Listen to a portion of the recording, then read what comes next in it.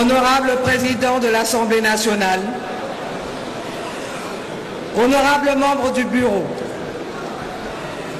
honorables députés nationaux, élus légitimes du peuple congolais. Permettez-moi d'indiquer qu'en arrivant tout à l'heure, j'ai été informé d'une bousculade à l'extérieur causant 5 blessés, dont une policière.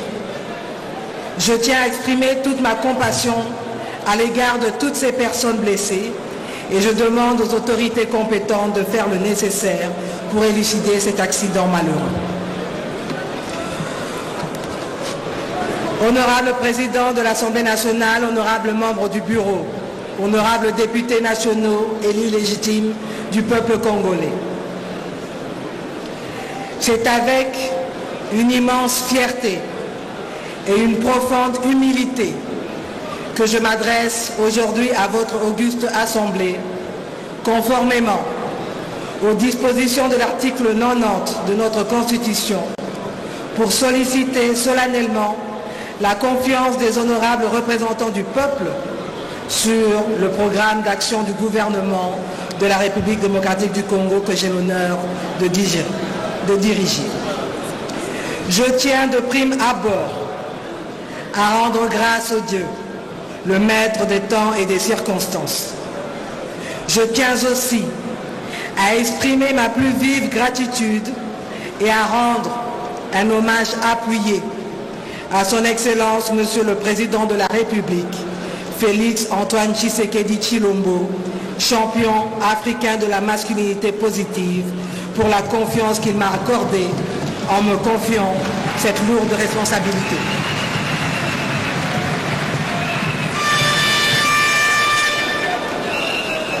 En accédant à cette fonction, je suis pleinement consciente de l'importance historique de ce moment et de la symbolique de cette nomination pour la nation congolaise. Je ressens à la fois le poids de la responsabilité qui m'incombe, ainsi qu'une immense fierté à l'idée de représenter au sein de la République l'aboutissement des efforts de tous les Congolaises et de tous les Congolais tendant à briser le fameux plafond de verre pour produire l'égalité par la concrétisation du principe de la parité homme-femme dans tous les domaines de la vie de notre société. Je salue donc la lutte menée par tous les Congolais et toutes les Congolaises pour que l'égalité des genres ne soit pas simplement un concept abstrait, mais une réalité vécue au quotidien par des millions de femmes à travers le pays. Aujourd'hui, et chaque jour qui passe, je ne cesserai de rendre un vibrant hommage à toutes ces femmes congolaises, de Kim Pavita à Anouarité Nengapeta, de Sophie Kanza à toutes celles qui, dans l'anonymat, ont marqué l'histoire de notre pays par leur courage, leur détermination et leur engagement en faveur de la justice, de l'égalité et des droits des femmes. Elles sont des exemples inspirants de résilience, de lutte pour un avenir meilleur en République démocratique du Congo. C'est dans le prolongement de leur combat que je m'engage avec détermination et responsabilité à servir notre pays et chacun de ses citoyens sans distinction pour promouvoir cette vision d'égalité et d'inclusion dans tous les domaines de notre société. Honorable Président de l'Assemblée nationale, honorables membres du Bureau, honorables députés nationaux, dignes élus du peuple. Le programme d'action du gouvernement 2024-2028 servira de base pour la programmation des activités des ministères, des structures et des agences, ainsi que pour l'élaboration et la mise en œuvre du budget de l'État au cours de la période indiquée. La vision politique du programme d'action de votre gouvernement se situe dans le prolongement de la maxime devenue populaire, le peuple d'abord. Car l'ensemble de l'action gouvernementale vise d'abord l'intérêt du peuple congolais. Ainsi, durant ce second quinquennat, l'action gouvernementale continuera à mettre l'accent sur l'homme qui doit être considéré à la fois comme la ressource principale, le principal moteur du développement et le destinataire du fruit de ce progrès. La matérialisation de cette vision qui place le citoyen congolais au centre de toute l'action politique et gouvernementale de ce second mandat se traduit par les 4 principes directeurs qui guideront l'action du gouvernement, à savoir, en premier lieu, la réhabilitation du citoyen congolais dans la plénitude de sa dignité et du sentiment de fierté nationale. En second lieu, la promotion du dialogue comme instrument clé pour la consolidation de la cohésion nationale et de la participation citoyenne. En troisième lieu, la réussite de la transition de la République démocratique du Congo vers une société à haute intensité technologique. Et enfin, quatrièmement, l'allocation des ressources publiques avec efficacité et équité.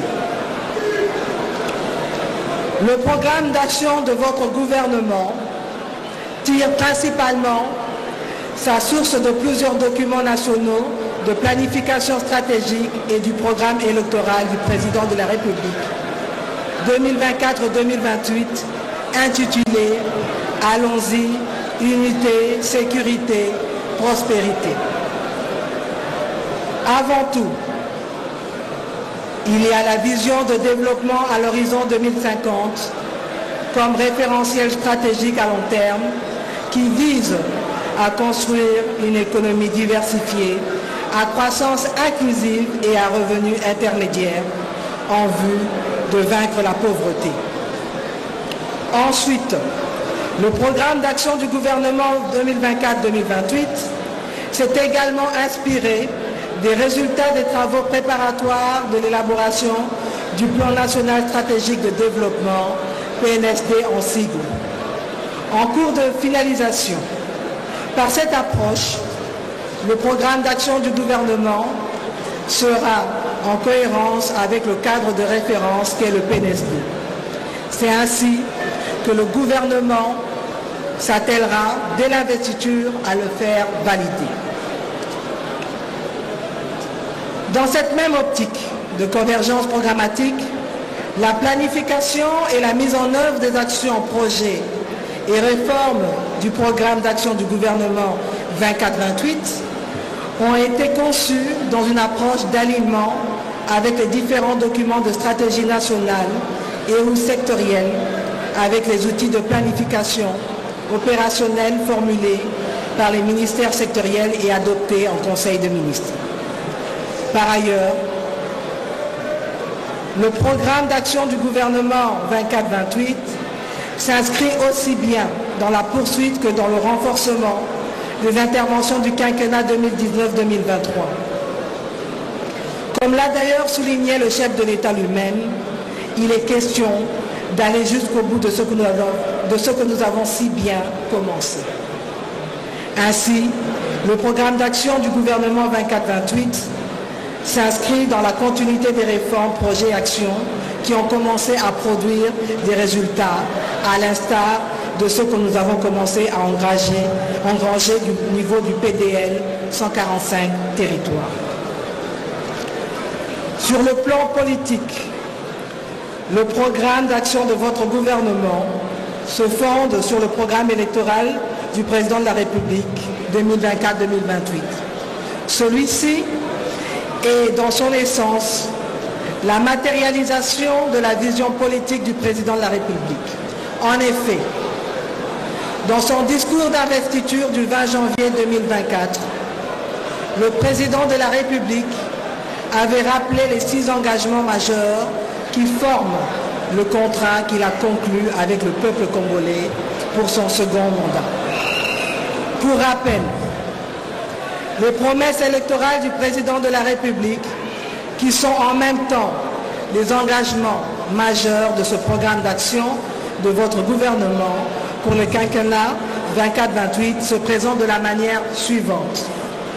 Nous avons en premier lieu comme action créer plus d'emplois pour aborder les dizaines de milliers de jeunes qui arrivent sur le marché du travail chaque année et réduire le niveau de sous-emploi. En second lieu, il s'agit de protéger et renforcer le pouvoir d'achat des ménages congolais contre les aléas des prix à l'importation et les variations du taux de change afin de leur garantir une qualité de vie stable et digne. En troisième lieu, il s'agira de mieux protéger le citoyen congolais afin que la République démocratique du Congo se rapproche de son destin d'arbre de paix pour le bénéfice de l'ensemble de la région d'Afrique centrale et des Grands Lacs. En quatrième lieu, nous avons la nécessité de construire une économie plus diversifiée et plus compétitive. En cinquième lieu, il s'agira d'assurer plus d'accès aux services de base en vue d'éliminer progressivement les disparités géographiques entre milieux urbains et rural, entre provinces, entre grandes et petites villes et en ce qui concerne l'offre des services sociaux. Et enfin, il s'agira de renforcer en sixième lieu l'efficacité des services publics. Pour finir, le programme d'action de votre gouvernement s'est également inspiré des propositions contenues dans les différents mémorandums qui m'ont été remis lors des consultations que j'avais organisées à l'hôtel du gouvernement avec les regroupements des partis politiques de la majorité présidentielle, les caucus des députés, les organisations de la société civile et du patronat.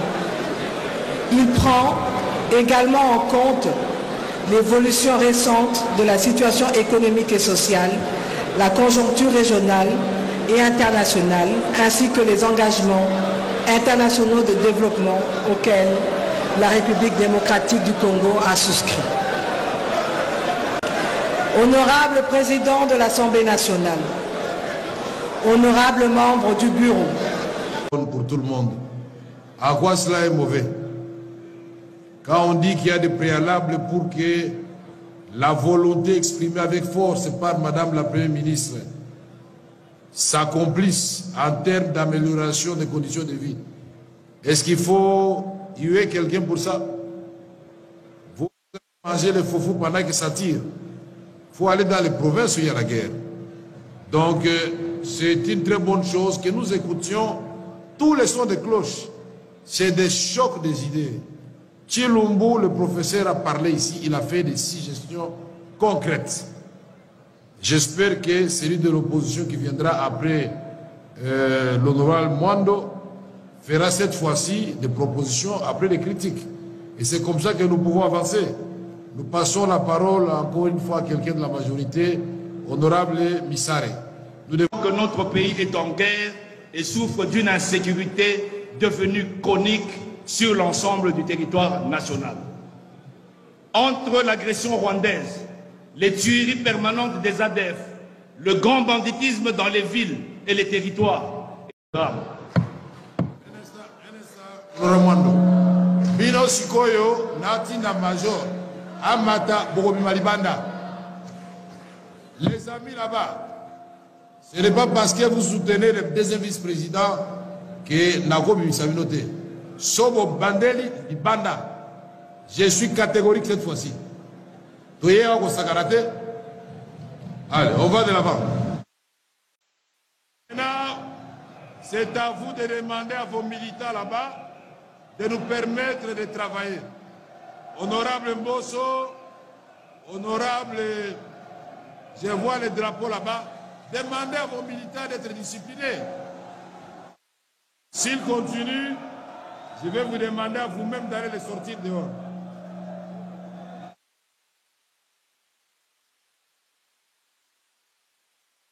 Toi, balcon, kuna, botika makelele.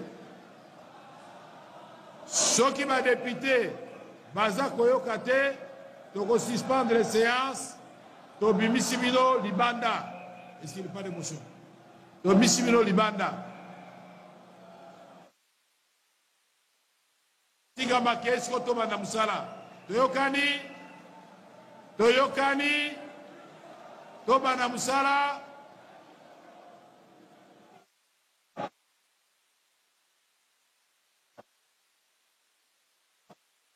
Qu'est-ce qu'il y a?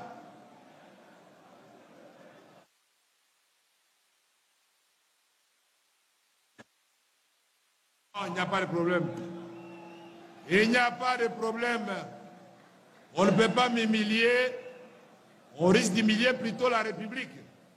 Ceux qui ont amené les gens pour faire du bruit, et j'essaie d'identifier chaque groupe.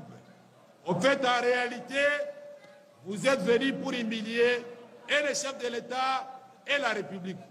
Et si ça continue, on va vous faire partir. Nous devons travailler. Député, calmez-vous.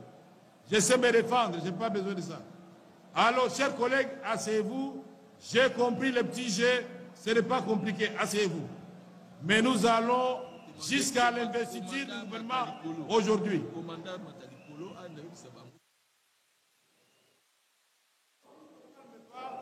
Les policiers vont monter là-devant. Et tout ceci est bien suivi en direct à la télévision. Toyebi nani azana groupe ya nani.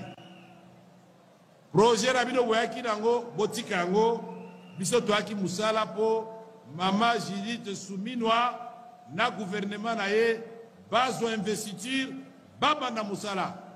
Bitumbeza na mboka, Zaleza na mboka.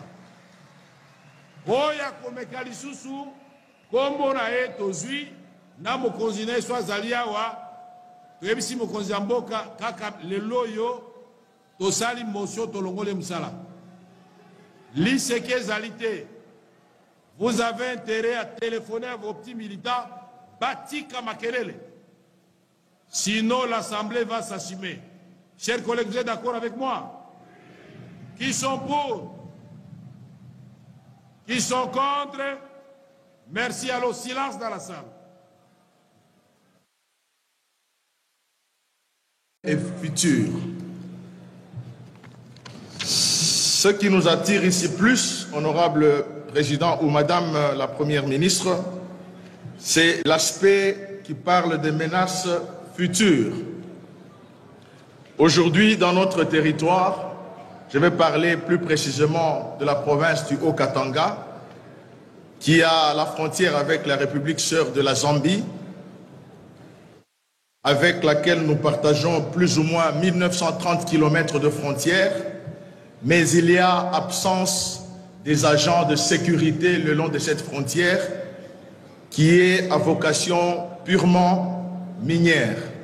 Du coup, la République sœur de la Zambie héberge des Chinois et des exploitants miniers irréguliers qui viennent exploiter illicitement nos minerais et retournent avec en Zambie sans contrôle de nos services.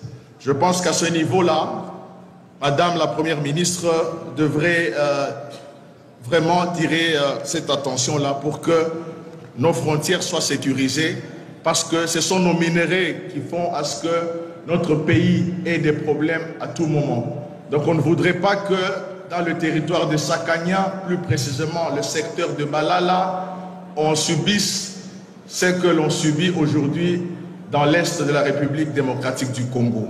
Donc pendant que je vous parle là, je vous alerte qu'il y a des Chinois hébergés en Zambie qui exploitent nos minerais illicitement et retournent avec en Zambie sans contrôle aucun.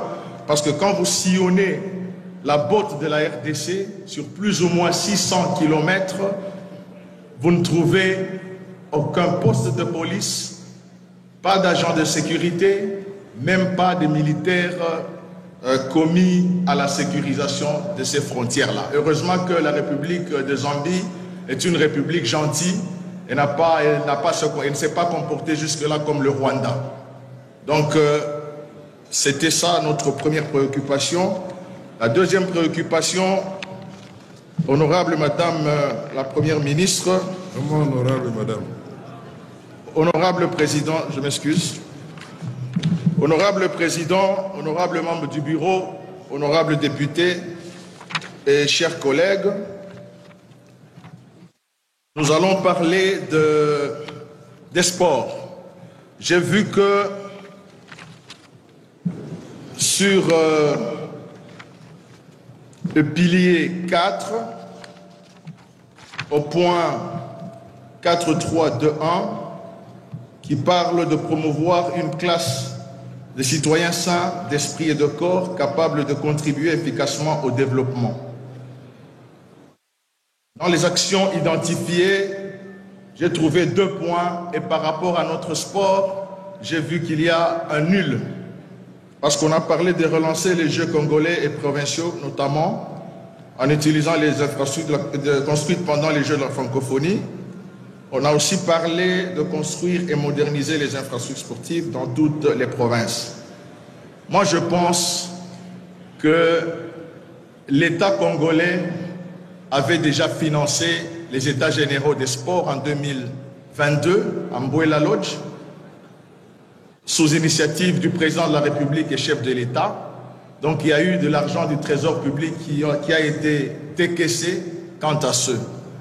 Et les résolutions des États généraux aujourd'hui représentent une boussole pour le développement de notre sport. Là-dedans, nous trouvons tous les projets, la loi sportive, que je vais remettre d'ailleurs à votre ministre des Sports, qui a été l'un des ministres qui ont adopté à l'unanimité les résolutions des États des sports de Mboula Lodge. Au lieu de nous parler de ces 2 points qui ne vont rien résoudre. Si j'avais le temps, j'allais énumérer différents points des États généraux des sports, mais pour économiser le temps, je pense que je vais me rapprocher du ministre des Sports pour que l'on échange et que les résolutions des États généraux de Mboula Lodge soient appliquées. Il y a eu des experts qui sont venus du monde entier pour nous apporter leurs connaissances quant à ce. Et pour le reste, je pense que les autres membres de mon regroupement viendront me compléter. Sinon, je demande à tous mes collègues de soutenir le programme de ce gouvernement qui est notre gouvernement et de l'adopter à l'unanimité. Honorable Président, j'ai dit et je vous remercie. Merci, Honorable Condé. Demander aux hommes d'être galants. Je vais déroger à la règle. Je voulais passer la parole à Ngoïka Sandji, mais je voudrais commencer d'abord par la dame Claudine Ndoussi, parce qu'on a suivi trop d'hommes qui se sont succédés à ce micro. Ah, c'est Patrick Mouniombo qui va passer. C'est qui? C'est vous ou c'est Ngoïka Sandji? Après Claudine Ndoussi, c'est vous. Ngoïka Sandji. Kono wakula to? Odo wakula? Ok, non wakula. Bon. Honorable Claudine Ndoussi.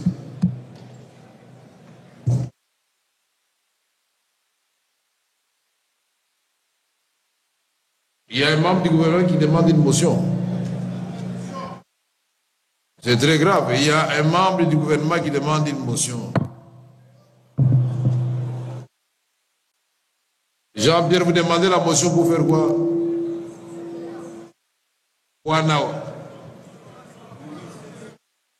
Ah, c'est Boris.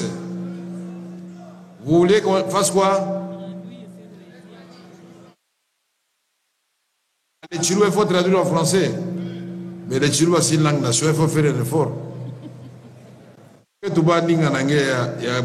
y a idiot fano. Madame, vous avez la parole. Honorable Claudine Ndoussi, vous avez la parole. Honorable Président, honorables députés nationaux, chers collègues, Excellence Madame la Première ministre, chef du gouvernement, j'aimerais tout d'abord féliciter la présentation faite ce matin et encourager effectivement les collègues députés à soutenir ce programme. Mon intervention porte sur 2 points essentiels. Il s'agit en fait d'un enrichissement, ce ne sont pas des questions, enrichissement du programme d'action du gouvernement ici présent. Et cet enrichissement se place sur 2 piliers. Le premier pilier, c'est le pilier 1. Mettez la tautologie qui porte sur la création d'emplois et la protection du pouvoir d'achat de la population ou des ménages.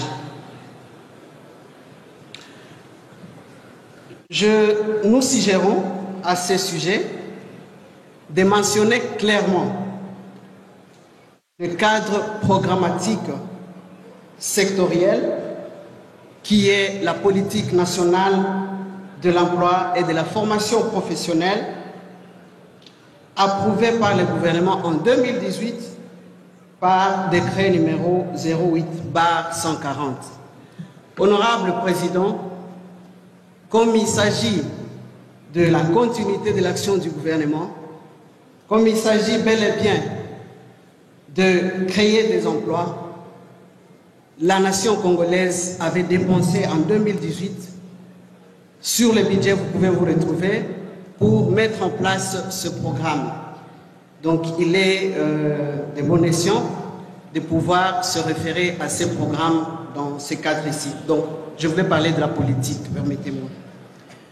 Alors cette politique, elle propose des actions concrètes qui nécessitent d'être mentionnées dans ce programme. Il s'agit notamment de la mise en place d'un système d'information du marché du travail. Ce programme ou cette action est bel et bien budgétisée. Il s'agit ensuite de la création de l'Observatoire du marché du travail et la base de données de l'emploi ainsi que l'amélioration des conditions du travail. J'ai entendu parler de l'ONEM et donc c'est juste pour améliorer la version qui porte sur les questions de l'Office national de l'emploi. La troisième action, c'est la redynamisation de l'inspection générale du travail. Je n'ai pas vu repris dans le programme cette action si importante qui consiste à doter le gouvernement de moyens de contrôle des conditions de travail des Congolais qui continuent à peiner et pour qui le gouvernement passé a mis beaucoup d'efforts pour pouvoir mettre en place ce service de l'État et ainsi mettre fin à la misère des travailleurs congolais. Donc je solliciterai que cette action qui était dans le programme passé puisse être vraiment reprise et sinon on risquerait de l'oublier. Il y a également une autre action, donc toujours dans les programmes, toujours dans la politique nationale de l'emploi, la création du Conseil supérieur de l'emploi avec pour mission le suivi de la mise en œuvre de la politique nationale de l'emploi et de la formation professionnelle.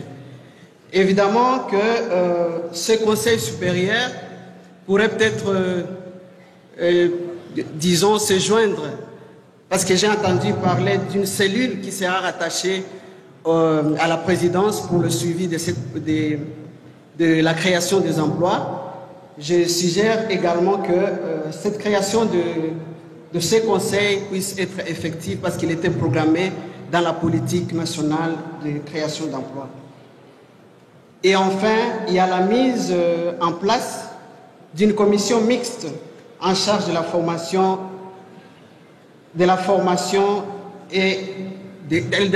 des emplois informels. Ça, c'est aussi d'une importance capitale parce que les emplois, c'est dans tous les secteurs.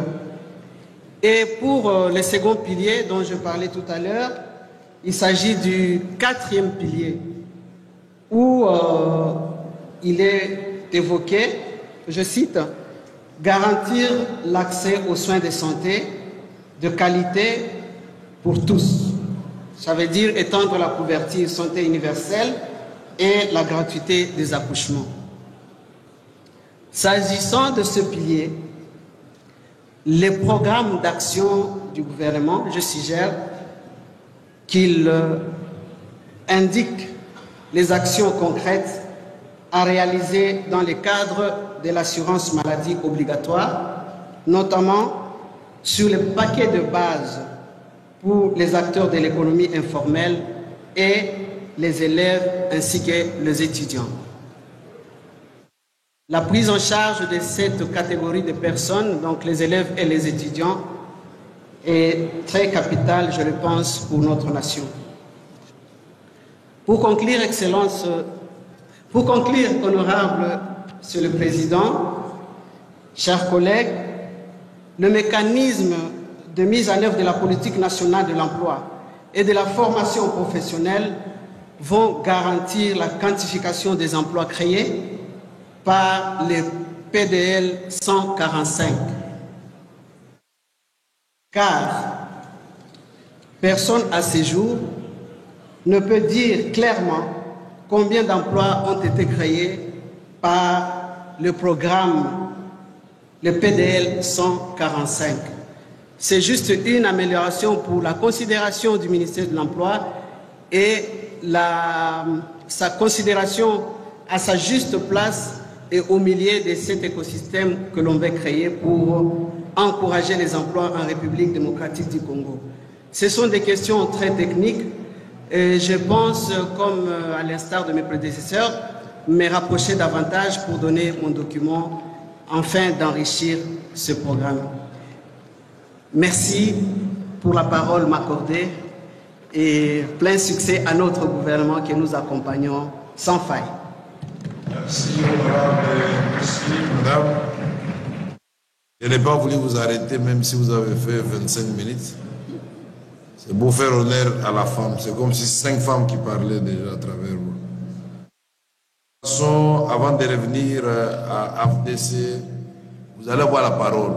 Il faut d'abord qu'on donne à chaque regroupement la parole. Nous passons au regroupement des deuxième vice-président Bossouji, qui a bien fait les choses. Lui, il n'a prévu que 2 personnes. À CRD, c'est l'honorable Tunda qui va prendre la parole. Et en même temps, je demande à celui du MLC de se préparer pour prendre la parole. Après, celui de AACRD. L'honorable Tunda est là. Ok, vous avez la parole, l'honorable Tunda.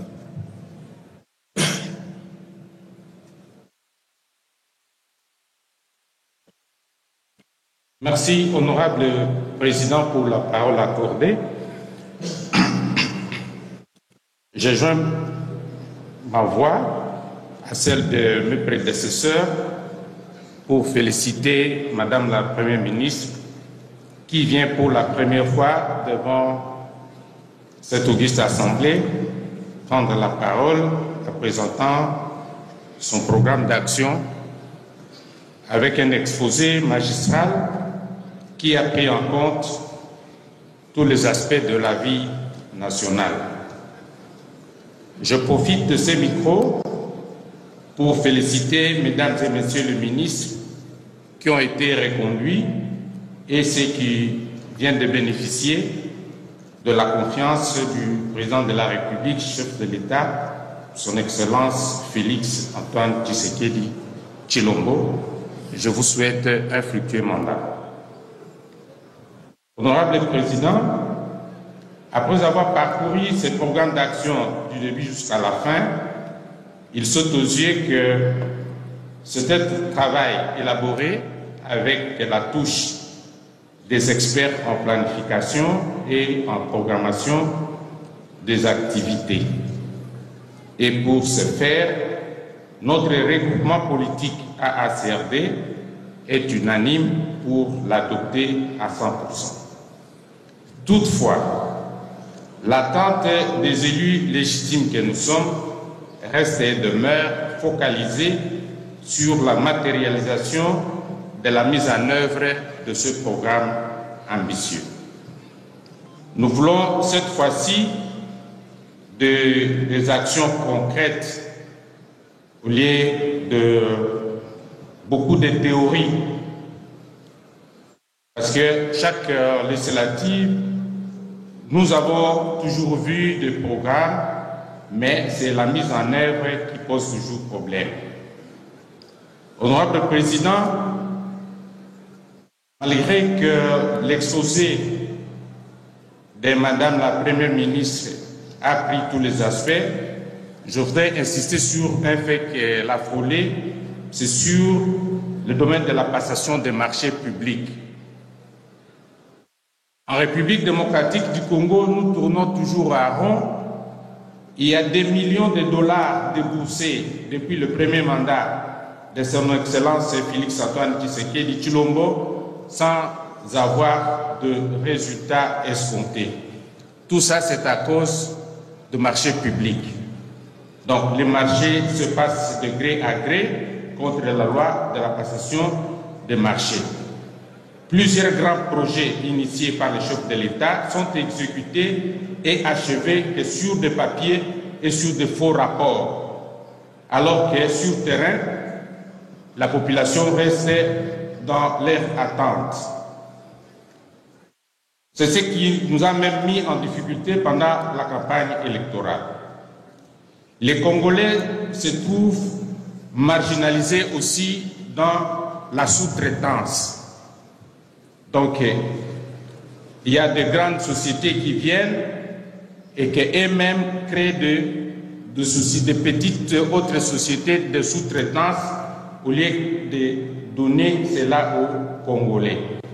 Heureusement que vous-même vous avez fait mention dans votre exposé, mais je voudrais vraiment insister là-dessus.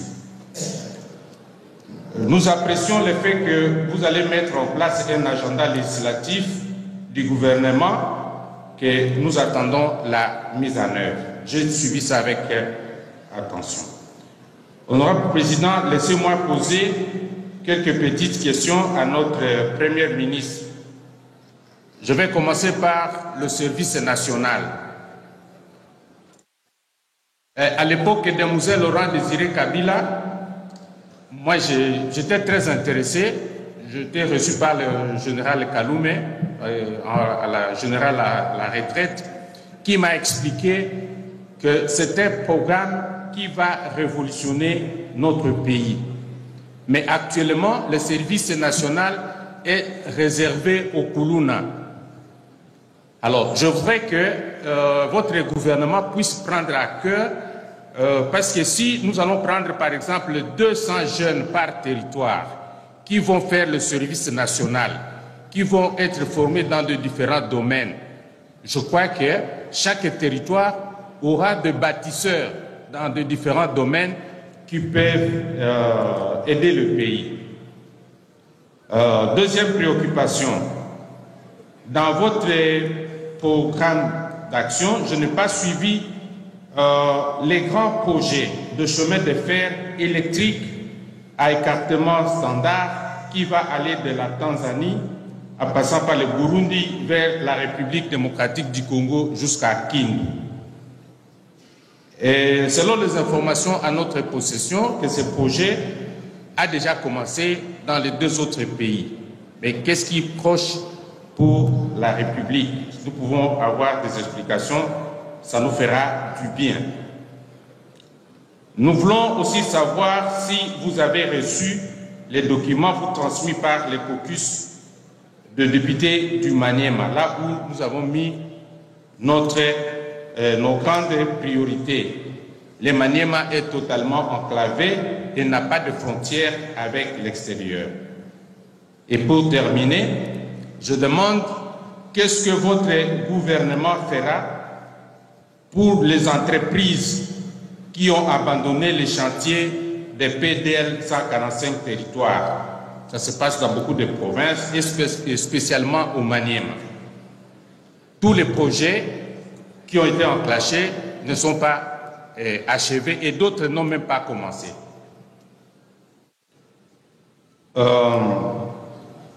Si j'ai fini, je voudrais que nous puissions investir notre gouvernement.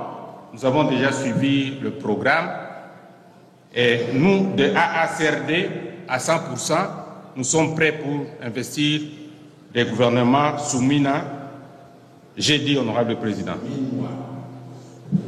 Mine. Voilà. Merci pour votre intervention. Nous invitons pour le compte d'IMLC dans un premier temps une dame, honorable Sakombi Moleka Kati. Je crois que c'est pas exclipsé entre temps. Honorable Sakombi, elle est où? Ah d'accord. Vous avez la parole.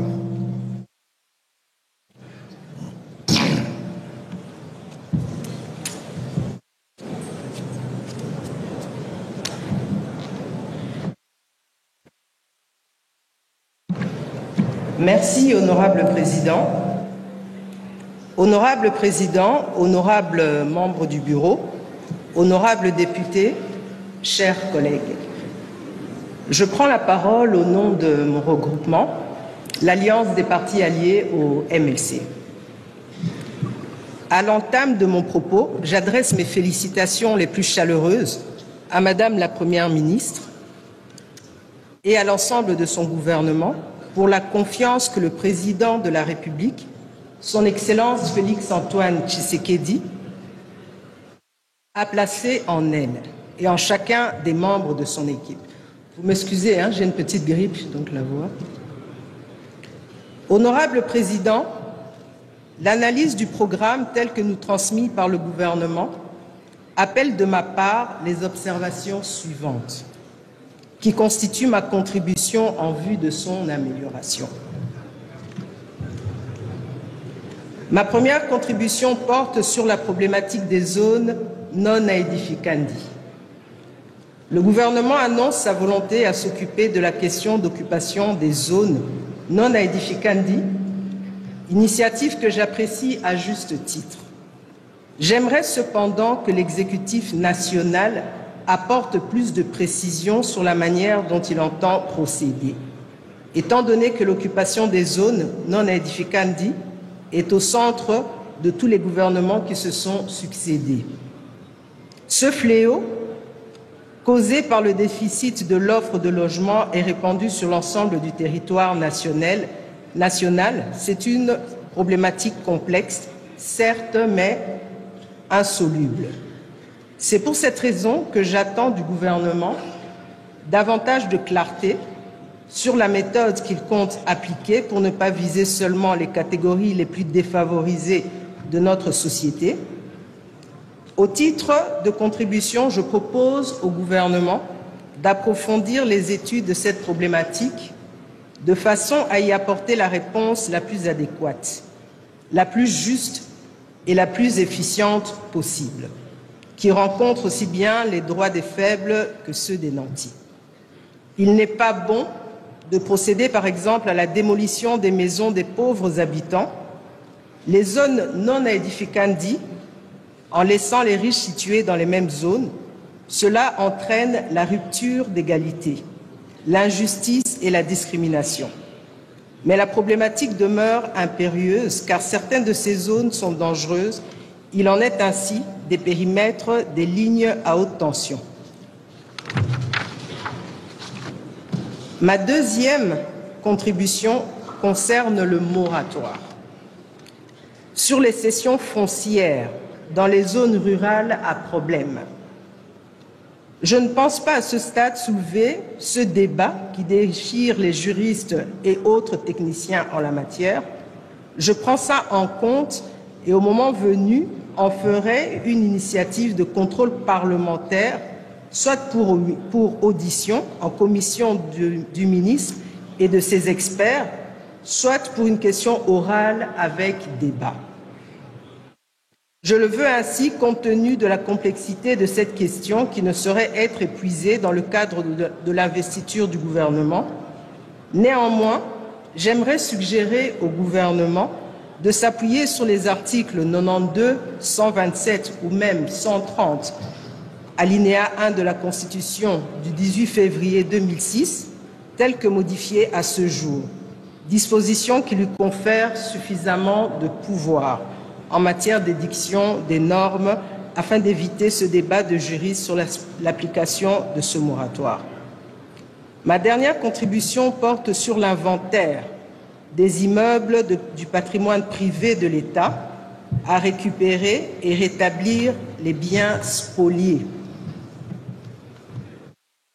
Sur ce point, c'est l'action de récupération qui attire mon attention, dans la mesure où il faudra concilier intérêt de l'État et impératif de cession, conforme à la loi.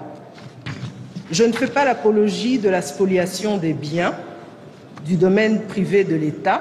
Ce patrimoine doit être protégé. C'est l'État qui a l'obligation de ne pas céder ses biens. Mais quand l'État qui cède et demain cherche à récupérer le dit bien, je pense que cela engendre un désordre social que l'État doit combattre. En effet, la cession des immeubles du domaine privé de l'État trouve son fondement dans la loi. C'est l'article 212 de la loi numéro 73-021 du 20 juillet 1973 portant régime général des biens, régime foncier et immobilier et régime des sûretés tel que modifié. Que doit-on en faire? Soit on abroge ces dispositions, soit on adresse interdiction aux gestionnaires de ce patrimoine de ne pas le céder. Mais s'il le fait, c'est l'État congolais qui s'engage valablement vis-à-vis de paisibles citoyens, acheteurs. On ne peut plus revenir après pour récupérer le dit bien. Je voudrais que votre gouvernement nous aide à comprendre ce qu'il compte faire concrètement sur ce point précis. Je terminerai, Madame la Première ministre, par mettre un accent sur les infrastructures. Vous avez dans votre programme et dans votre discours évoqué la route nationale 23, reliant Zongo, Libenge, Gemena, Bumba et Akula. La population du sud Ubangui attend hâtivement le début de ces travaux qui devaient être amorcés par le gouvernement passé et malheureusement n'a pas pu se faire pour des raisons certaines et elle vous en sera très reconnaissante. Merci, honorable président, et encore une fois, félicitations, madame. Merci, Sakouni. Nous invitons l'honorable Steve Mbikaï de AAP, Alliance des acteurs attachés au peuple, à prendre la parole pour le compte du regroupement. Et entre-temps, l'honorable John Banza Lunda des ATDC se prépare et sera suivi par l'honorable Kavira Janine de AB50 et nous aurons par la suite, je vais voir que ça se présente au gouvernement.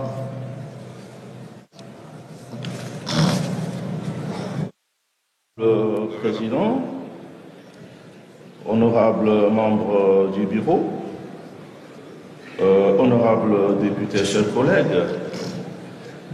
Excellence Madame la Première ministre et membres du gouvernement, je joins d'abord ma voix à d'autres collègues pour féliciter la Première ministre, mais aussi tous les membres du gouvernement.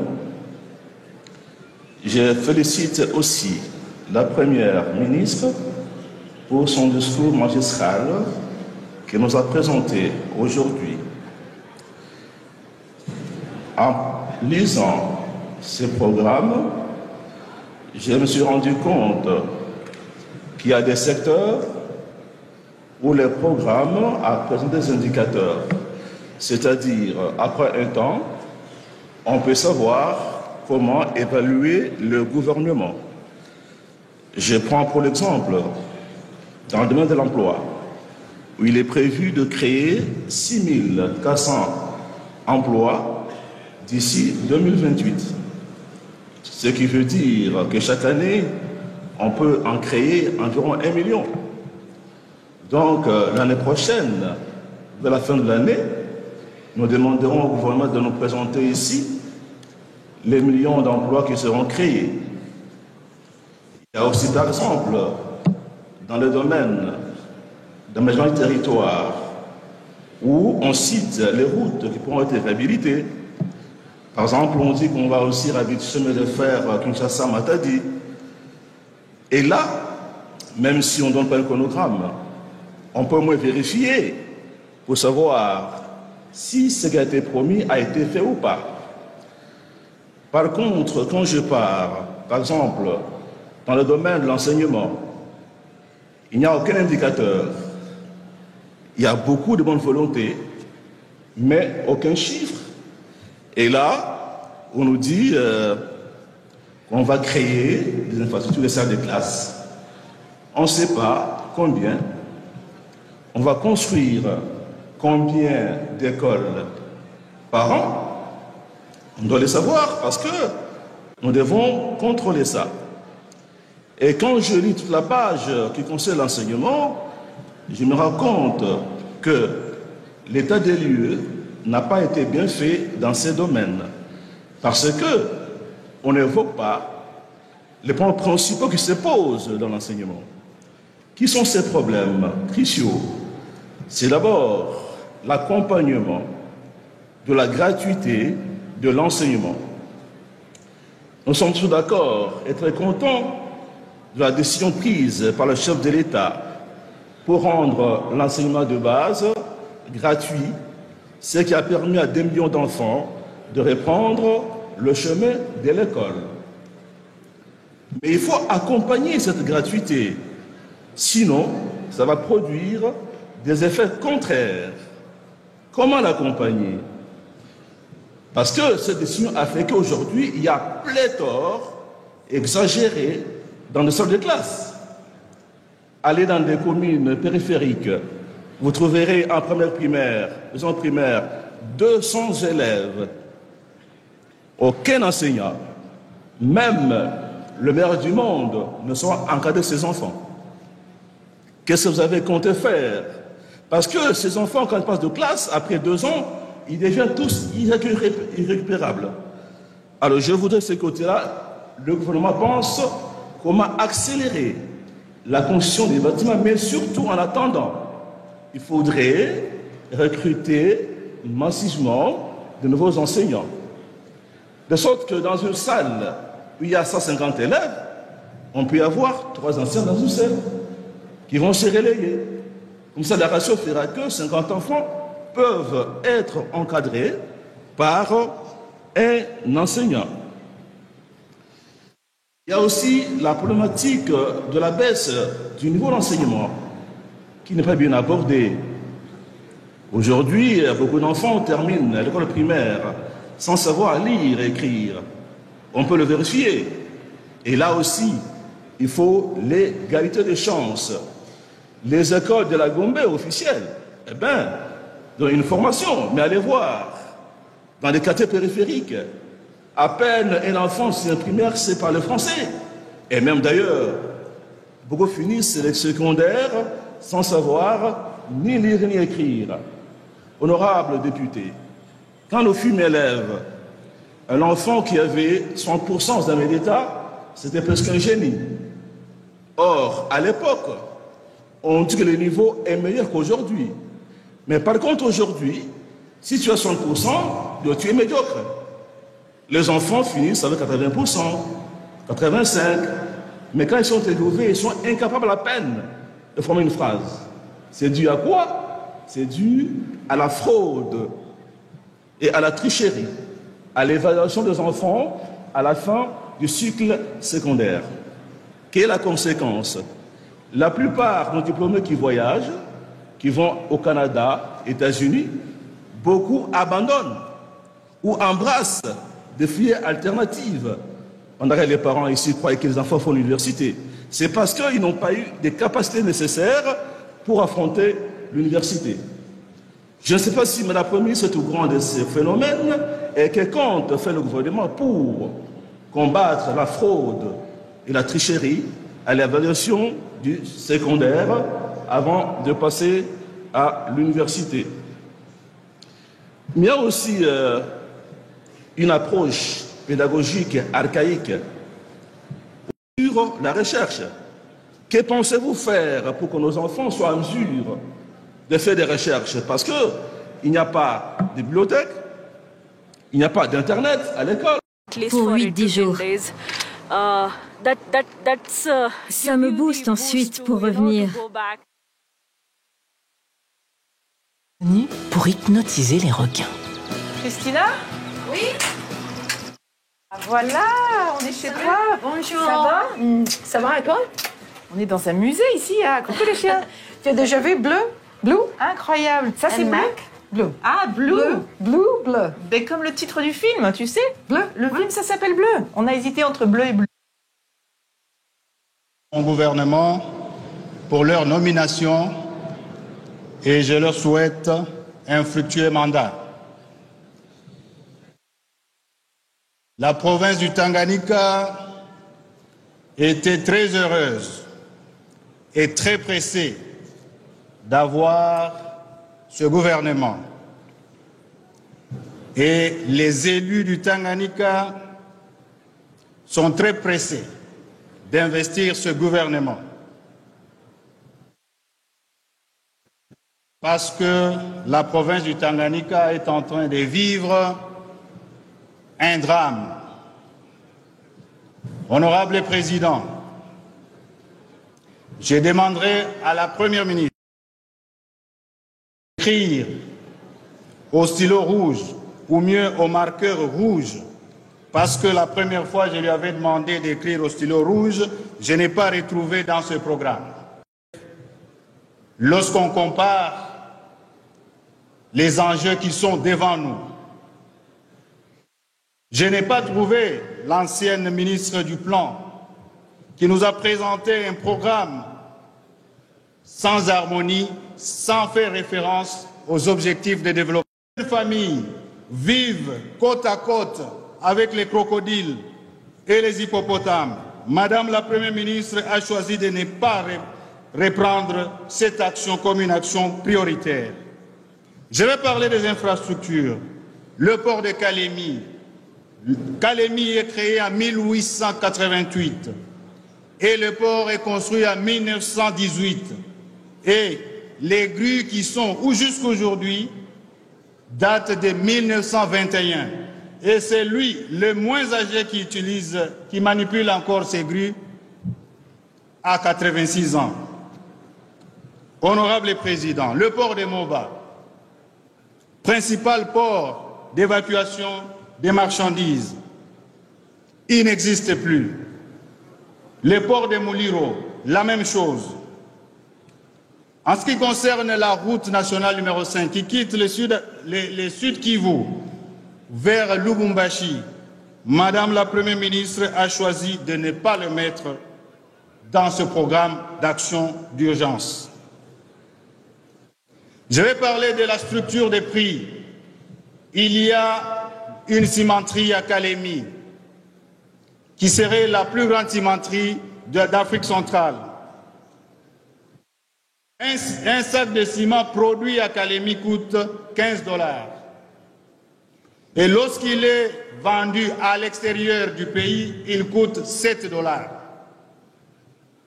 On ne comprend pas ce qui se passe et je demande au gouvernement de se pencher sur cette question vitale parce qu'on m'a dit, dans la province voisine du Kasaï oriental, un sac de ciment coûterait 55 $. La sécurité sur le lac, 774 km autour de 3 pays voisins, le Burundi, la Tanzanie et la Zambie. Honorable Président, il n'y a aucune embarcation motorisée pour surveiller le lac. 774 km. Nous voulons que le pays se préserve des drames et nous voulons que vous achetiez en urgence des embarcations pour surveiller le lac. Honorable Président, nous avons parlé ici, du haut de cette turbine, la question de Muliro, dans le territoire de Moba, qui est adjacent à la République zambienne. Je vous rappelle que Muliro est toujours occupé par l'armée zambienne et personne n'en parle. Et j'ai pensé que c'était l'occasion avec ce gouvernement de se pencher sur cette question et libérer notre pays.